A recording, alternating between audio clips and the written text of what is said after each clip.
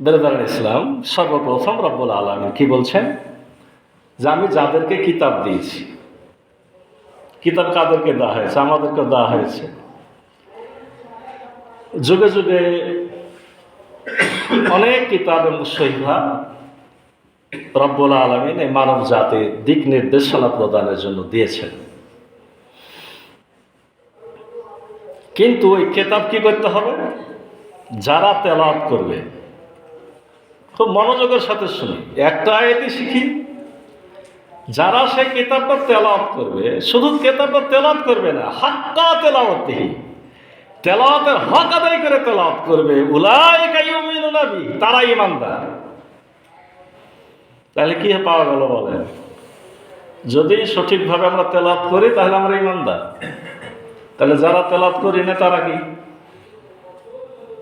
এটা তো বেশি বলার দরকার আছে, বললে তো অনেক দুঃখ লাগবে। এটা শিখে মনে করে নিতে হবে। তাহলে কি? যারা তেলাওয়াত করে তা সঠিকভাবে হক আদায় করে তারা হলো ঈমানদার। আবার তেলাওয়াতের হক, তেলাওয়াতের হক কি? তেলাওয়াত মানে আমরা জানি তো পড়া না, তেলাওয়াত মানেই বুঝে পড়া। একটা সময়তে আলেম ওলামারা তেলাওয়াত মানে পড়া বলেছে, কারণটা হলো যে মানুষ পড়াই জানতো না। কিন্তু এখন আলহামদুলিল্লাহ আলেম ওলামারা, আজকেও একজন সকালে আন্তর্জাতিক খ্যাতি সম্পন্ন একজন আলোচনা শুনছিলাম, উনি বললেন যে তেলাওয়াত মানেই বুঝে পড়া। পড়া বলতে কি বোঝায়? পড়া বলতে বুঝে পড়া বোঝায়। পড়া বলতে এমনি পড়া হয় না। আর এখানে বলা হয় যে হাক্কা তেলাওয়াতিহি, যখন তেলাওয়াতের হক আদায় করে তেলাওয়াত বলা হবে তখন চারটা কাজ যুক্ত হয়ে যাবে। কয়টা কাজ? এক নম্বর হলো সঠিকভাবে পড়া, দুই নম্বর হবে বুঝে পড়া, তিন নম্বর সে অনুযায়ী আমল করা, চার নম্বর ওই অনুযায়ী মানুষকে দাওয়াত দেওয়া।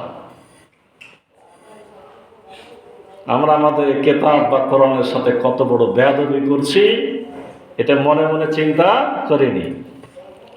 তা কিছু মুসল্লি হাজির হলেন, আল্লাহ আমাকে আবার নিয়ে এসেছে আলহামদুলিল্লাহ। আমি বহুদিন যাবত রাসূলুল্লাহ সিরাত আলোচনা করেছিলাম। কেন করেছিলাম জানেন? সিরাত না জানলে কোরআন বোঝা যাবে না। টার্গেট ছিল কোরআন। কোরআনের আলোচনা শুরু করেছিলাম, কিন্তু বেশি দিন আর করা হয়নি। এখন যেহেতু মনে করেন যে তারপর দিন থেকে আমি আছি, ইনশাআল্লাহ এখন থেকে কি হবে? কোরআনের আলোচনায় করার চেষ্টা করবো। আমা তৌফিক ইল্লা বিল্লাহ। এই চারটা কথা, কটা কথা মনে রাখতে হবে? সঠিকভাবে পড়া, দুই নম্বর বুঝা, তিন নম্বর আমল করা, চার নম্বর সে অনুযায়ী কি করা? দাওয়াত দেওয়া। তাহলে তেলাওয়াতের হক হবে। মাইয়াকফুর বিহি, আর যারা এটাকে অস্বীকার করবে ফাউলাইকা হুমুল খাসিরুন, তারা ক্ষতিগ্রস্ত। মানে তারাই কাফের, তারাই ক্ষতিগ্রস্ত, তারাই পাপী, তারাই গুনাহগার। খুব একটা কঠিন কথা যদি মনোযোগের সাথে কথাটা আমরা চিন্তা করি। তেলাওয়াত করতে হবে, হক আদায় করে করতে হবে। এই যে কোনো একটা যদি অস্বীকার করি তাহলে আমাকে রব্বুল আলামিন ক্ষতিগ্রস্ত। ক্ষতিগ্রস্ত মানে আল্লাহ জাহান্নামও দিতে পারে না? জাহান্নাম, ক্ষতি মানে জাহান্নাম। আপনারা এখন বলবেন, এই আলোচনা যখনই করা হয় একটা হাদিসের আলোচনা করা হয়, সে হাদিসটি হলো রাসূল সাল্লাল্লাহু আলাইহি ওয়াসাল্লাম বলছেন যে কোরআনের একটা হরফ পড়লে কয়টা নাকি? 10টা নাকি। আল্লাহ রসুল যেটা বলবেন সেটা তো সঠিক বলবেন, তাই কি না? অবশ্যই 10টা নাকি। আলিফ, আল্লাহ রসুল ভাগ করে বলছেন যে আলিফ একটা অক্ষর হরফ, লাম হারফুন, মিম হারফুন, মানে 3 10 30 নাকি। আল্লাহ বলছেন কোরআন বুঝে পড়ো, আল্লাহ বলছেন কোরআন নিয়ে গবেষণা করো, তাফাক্কুর, আল্লাহ বলছেন চিন্তা ভাবনা করো, আল্লাহ বলছেন তেলাওয়াতের হক আদায় করে করো, যদি না করো তোমরা ক্ষতিগ্রস্ত। আর যারা যুগে যুগে তেলাওয়াতের হক আদায় করেনি তাদের মধ্যে বিশেষভাবে বনী ইসরাঈলকে রব্বুল আলামিন গাধা বলেছেন। মাসালুল লাযীনা হুম্মিলুত তাওরাতা সুম্মা লাম ইয়াহমিলুহা। আল্লাহ উদাহরণ দিচ্ছেন, গাধার উদাহরণ। আল্লাহ বলছেন মাসালুল লাযীনা, তাদের উদাহরণ হলো এরকম, হমিলুত তাওরাত, যারা তৌরাত কিতাব বহন করত, লাম ইয়াহমিলুহা, তারা জানতো না কি বহন করছে। কামা সালিল হিমার ইয়াহমিলু আসফারা, তাদের উদাহরণ গাধার নেয়। কে বলছে? মানে গাধা যেমন পিঠে কি বহন করে জানে না, মালিক কি চাপাই দিয়েছে হুঁশ নাই। তৌরাতের কেতাবধারী যারা তৌরাতের কেতাব বহন করত কিন্তু যে বুঝতো না, জানতো না, মানতো না, আল্লাহ যেন তাদেরকে কোরআনে কি বলেছেন? গাধা বলেছেন। আল্লাহ রাসূল সাল্লাল্লাহু আলাইহি সাল্লাম বললেন প্রত্যেকটা অক্ষরে 10টা নেকি। আর আল্লাহ বলছেন কোরআন বুঝে না পড়লে, কোরআন অনুযায়ী না চললে, কোরআন না মানলে তারা গাধা, তারা কাফের, তারাই ক্ষতিগ্রস্ত। তাহলে এই আয়াত আর হাদিসকে মিলাতে হবে না, এর একটা কনক্লুশনে আমাকে আপনাকে আসতে হবে। আল্লাহ রাসূল সাল্লাল্লাহু আলাইহি সাল্লাম এমন কথা বলবেন না যেটা কোরআনের বিরুদ্ধে যাবে। কি বলবেন নাকি?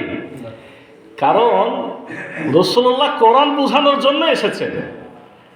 যদি আলোচনা শেষ করা যেত 129 নম্বর আয়াতে কিন্তু ওই জায়গাটা আছে। শুরুতে আমি যে আয়াত পড়েছি আর শেষ যে আয়াত পড়েছি, এই গোটা মিলে কিন্তু একটা প্যাকেজ। তাহলে বোঝা গেল যে রাসূলুল্লাহ কেন বললেন 10 নাকি, এটা আমাকে খুঁজে বের করতে। রাসূলুল্লাহ তো কোরআনের বিপরীত কথা বলবেন না।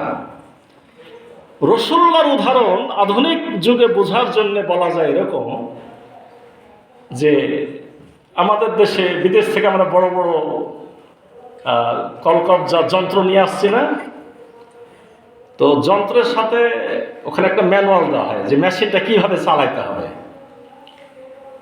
আবার সাথে ইঞ্জিনিয়ারও দেওয়া হয়। ওই ইঞ্জিনিয়ার ওই ম্যানুয়াল দেখে দেখে দেশের ইঞ্জিনিয়ারকে বুঝিয়ে দিয়ে তারপরে বিদায় নেয়, না হলে আমরা নষ্ট করে দেব। মনে করেন যে ম্যানুয়ালটা হলো কি কোরআন, না আল্লাহ ইঞ্জিনিয়ার নিয়ে এসেছে একেবারে যেখানে মেশিন তৈরি হয়েছে ওখান থেকে সরাসরি ধরেন কেতাব কোরআন। আর ওই যে ইঞ্জিনিয়ার যা যা লেখা আছে এই ইঞ্জিনিয়াররা কি ওটুকুই বলে না, একটু বেশিও বলে। বোঝানোর জন্য অনেক কথা কিন্তু বেশিও বলে, বলে না? বলে না। কিন্তু ওই ম্যানুয়ালের বাইরে কিন্তু না, ম্যানুয়ালটা বোঝানোর জন্য হয়তো আরো 10টা কথা বলে। রাসূল সাল্লাল্লাহু আলাইহি সাল্লামের উদাহরণ আল্লাহর পক্ষ থেকে এরকম। তিনি মূলত কেতাব নিয়ে এসেছেন, হেদায়েতের গ্রন্থ কোরআন, কিন্তু এই কোরআন বোঝানোর জন্য তিনি আরো 10টা কথা বেশি বলেছেন। কিন্তু ওই 10টা কথা অবশ্যই কোরআনের বাইরে যাবে না। যারা গবেষক তারা গবেষণা করে বলছেন যে আল্লাহ রাসূল যেটা বলেছেন সেটা হলো আপনি শিখার পর্যায়ে, যখন আপনি শিখার চেষ্টা করছেন তখন আপনার প্রত্যেকটা অক্ষর অবশ্যই 10টা নেকি। আপনি যখন সহি করার জন্য এমনি তেলাওয়াত করছেন, অর্থ বোঝার তখন সময় নাই, তখনও 10টা নেকি। আপনি মুখস্থ করার চেষ্টা করছেন তখনও 10টা নেকি। কিন্তু আপনি শিক্ষিত মানুষ, সকল কিছু বুঝেন, দুনিয়ার সকল কেতাব ঘাটাঘাটি করতে পারেন, সকল কেতাবের ব্যাকরণ গ্রামার পড়েন, কিন্তু রব্বুল আলামিনের কোরআন খালি মুখস্থই রাখলেন, বুঝার কোন চেষ্টা করছেন না, আপনি নেকি তো পাবেন না, বরঞ্চ এই কারণে আপনাকে জাহান্নামে যেতে হবে। কি কথাটা ক্লিয়ার? কি তাহলে আল্লাহর কেতাবও ঠিক থাকলো, আমার রাসূলের ব্যাখ্যাও কি ঠিক থাকলো? এরপর রব্বুল আলামিন বলছেন, ইয়া বানি ইসরাঈল আযকুরু নি'মাতি আল্লাতী আন'আমতু আলাইকুম। ও যে যাদেরকে আল্লাহ অন্য সূরাতে আপনার বললেন গাধা, তাদেরকে বলছেন যে তোমরা স্মরণ করো আল্লাহর সেই নিয়ামতের কথা। কোন নিয়ামত? আমি তোমাদেরকে বিশ্ব জাহানের ওপরে শ্রেষ্ঠত্ব দিয়েছিলাম। বনী ইসরাঈলদের ধ্বংসের ওপরে, বনী ইসরাঈলদের মধ্যে কিন্তু সনবিরোজন, ওদের ধ্বংসের পরে আমার রাসূল হযরত মুহাম্মদ সাল্লাল্লাহু আলাইহি ওয়াসাল্লামের আগমন। আমার রাসূল আসার পরও বাইতুল মুকাদ্দাসের দিকে মুখ করে কি করতে হয়েছে?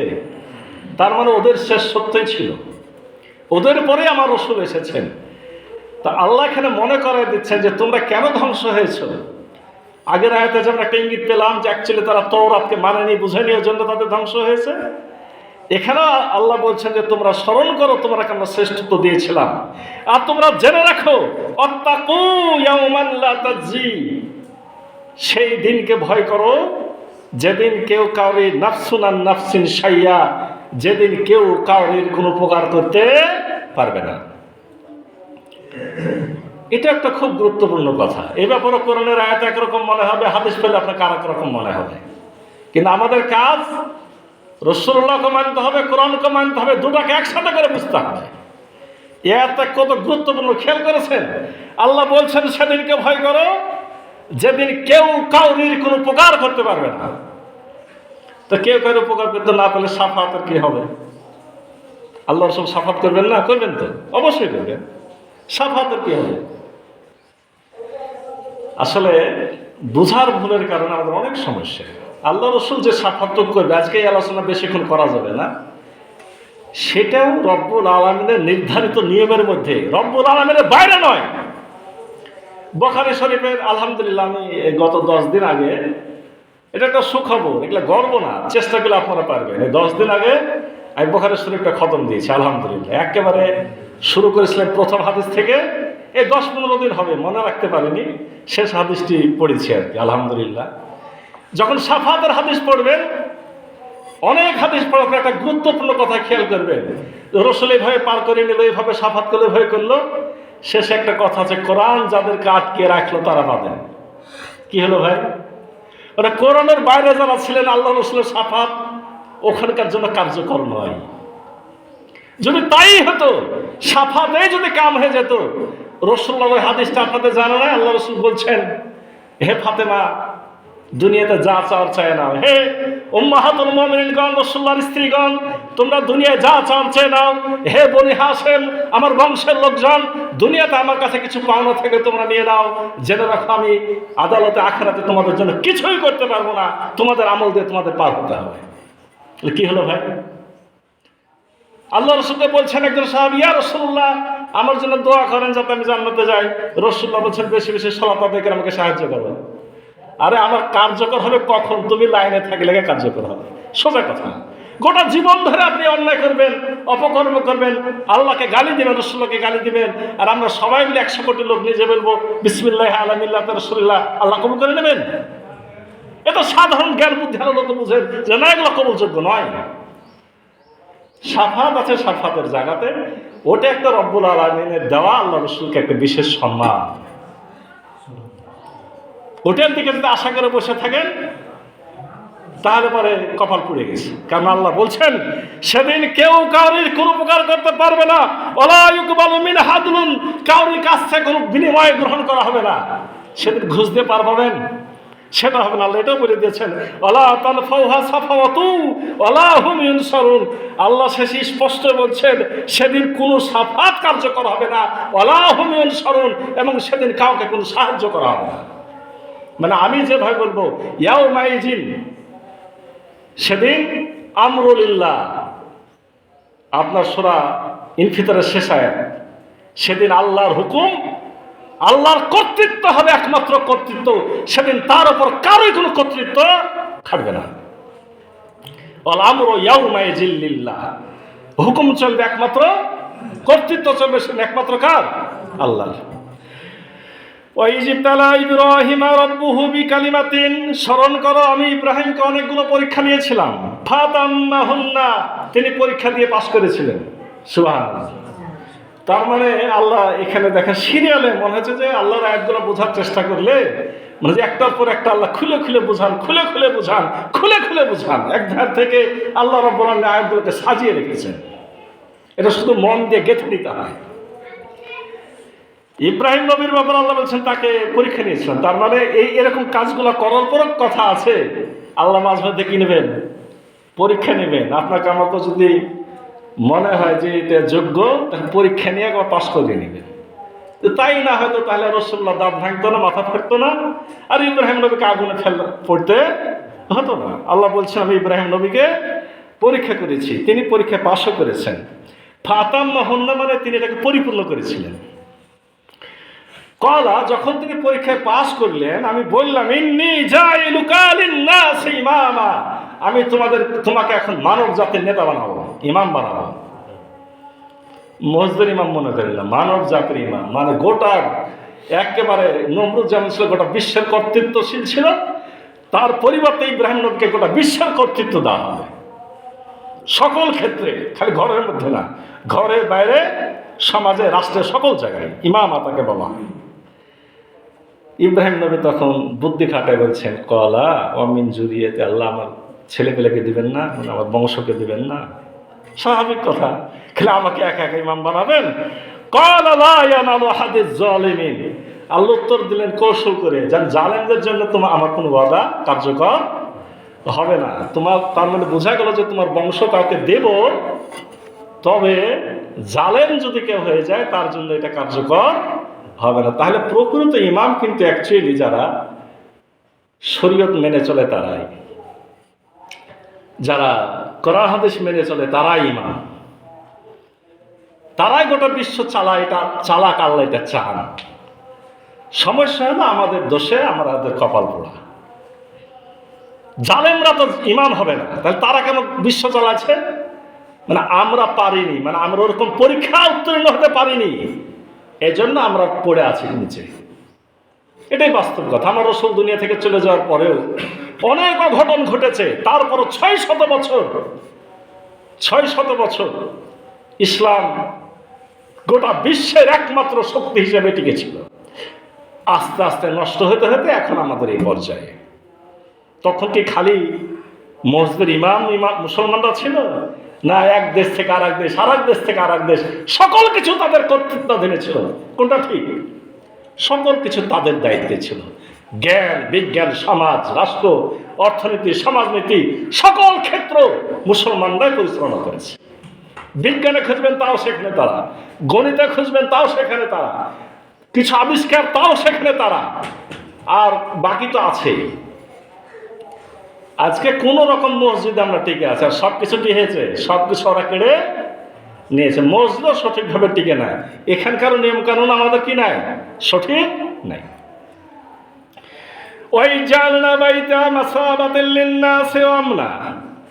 এবং আমি যখন এই ঘরকে মুসলমান জাতির কেন্দ্র হিসেবে গ্রহণ করলাম, অত্যাখিজু মিন মাকাম ইব্রাহিম মুসাল্লা, এবং মাকামে ইব্রাহিমকে মানে সলাতের জায়গা হিসেবে নির্ধারণ করলাম। ওয়াহিদনা, এবং আমি নির্দেশ দিলাম ইব্রাহিম এবং ইসমাইলকে, তয়হেরা বাইতিয়া, ঘরকে পবিত্র রাখো, লিত্তাইফিনা ওয়া আকিফিনা ওয়া রুক্কাইস সুজুদ, কাদের জন্য? তাওয়াফকারীদের জন্য, ইতিকাফকারীদের জন্য, রুকুকারীদের জন্য, সিজদা আদায়কারীদের জন্য। ইব্রাহিম ইসমাইলকে ঘর পবিত্র রাখার নির্দেশ দেওয়া হয়েছে। এখনো সৌদির বাদশার পদবী কি জানেন? খাদেমুল হারামাইন। জানেন না? জানেন না? কেউ মনে হয় জানেন না। মানে 2 হারামের খাদেম। 2 হারাম মানে মক্কা মদিনা, হারামাইন হলো দ্বিবচন। ওই বাদশাদের পদবী হলো, তারা এটাই নিয়ে গর্ববোধ করছে। আর এতটুকু হয়তো নামের সাথে আছে, এর জন্য আল্লাহ তাদেরকে সুখের পর সুখ দিয়েই রেখেছে। বুঝতে পারেননি? আর আমাদের দুঃখ যে যারা মসজিদ, মাদ্রাসা কমিটি বা খাদেম হিসেবে আমাদের দেশে আছে, আপনারাকে বলছেন দেখলে, মানে বেশিরভাগ জায়গাতে তারা ওই ইমামকে আর মজ্জেনকে নির্দেশ দিয়ে দেয় কাজ করে, তারা দূরে দূরে দাঁড়ায় থাকে। আর যেদিন কাবা শরীফ পরিষ্কার করা হয়, বাদশা নিজে তো থাকে, গোটা বিশ্বের রাজা বাদশাদেরকে দাওয়াত দিয়ে ঘর ঘোরায়। জানেন কি জানেন না? এটা ওনাকে জানেন না।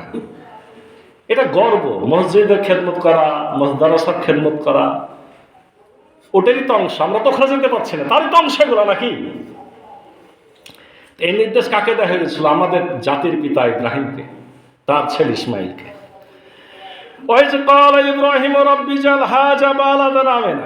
যখন খাদেম হিসেবে নির্দেশ দিয়েই দিল, বলছে খাদেম হচ্ছে একটু মজুরিতে নিয়ে নি।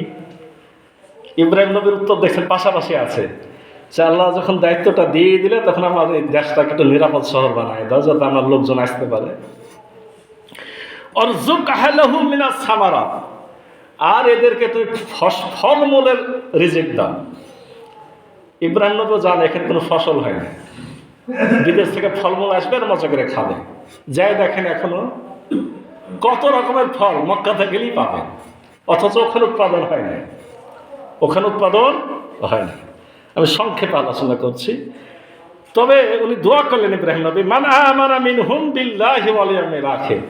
আল্লাহ একটু আগে বলেছেন যে জালেমদেরকে দিব না, তাই ইব্রাহিম নবী এবার বুদ্ধি খাটায় বলছেন যে আল্লাহ অবশ্য এটা ঠিক যে তুমি দিও, তবে যারা ঈমান আনবে আল্লাহ তোমার উপরে আর আখিরাতের উপরে তাদেরকে তুমি দিও। আল্লাহ এবার পাল্টা বলছেন ক্বালা মান কাফারা, না ইব্রাহিম আমি কাফেরদেরকে দেব। ফাউমাত্তিহু, খুব কম দেব, কলিলা খুব কম, সামান্য দেব। সুম্মা যতরুহু ইলা আযাবিন্নার, পরিণামে আছে তাদের জন্য জাহান্নামের ভয়ঙ্কর শাস্তি। বা বিসাল মাসির, এটা খুবই নিকৃষ্ট জায়গা। তোমার ছেলেটাকে খাইতে দেব না, কুফরি করলেও দেব, তবে অল্প দেব। অল্প বলতে দুনিয়ার খাদ্যটাই অল্প, আখেরাতের খাদ্যটাই আসল। আর আখেরাতে দেব ভয়ঙ্কর আযাব। তার মানে বোঝা গেল তো খেতে পারলে চিন্তা করার কারণ না যে সে ভালো ইমানদার। খাওয়ার উপরে ভালো ইমান খারাপ ইমানের কোনো পার্থক্য নাই। মুমিন কষ্ট পাইতে পারে, কাফের ভালো খাইতে পারে, কাফের না খাইতে পারে, মুমিন ভালো খাইতে পারে। এটা আল্লাহ রাব্বুল আলামিন যাকে যত ইচ্ছা দিয়ে থাকেন।